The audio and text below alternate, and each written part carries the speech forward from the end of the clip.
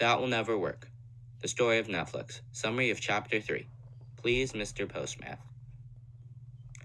When we left off with Mark, Christina, and Tay, they had just decided that mailing VHS tapes had too many complex and inefficient parts to work.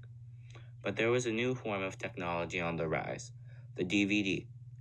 DVDs were cheaper than VHS tapes and much smaller. They could be mailed with just a 32-cent stamp.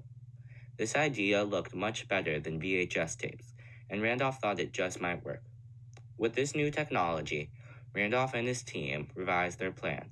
Now, it wasn't VHS tapes delivered to your house. It was DVDs. Things are a lot different now than they were in 1997. Now, with all the websites and tools available, you can create a prototype, a website, and all other parts of a fully functioning business in a weekend. But in 1997, websites weren't easy to make, and services like Squarespace and Shopify didn't exist yet. To create a business and prototype, you needed time and money. So, a business pitch wasn't pitching the completed business, it was pitching an idea. And this idea was finally good enough for Reed. In case you don't remember, Reed Hastings was his former boss and was leaving Silicon Valley to work in education, but he wanted to keep his toe in the water, and he thought that this was the perfect way to do so. So, he agreed to invest in the company, and now they started to test their product. One of the problems with mailing DVDs was that DVDs are pretty fragile, and Randolph didn't know if it would survive the postal process. So, he decided to do a trial run to test the strength of a DVD.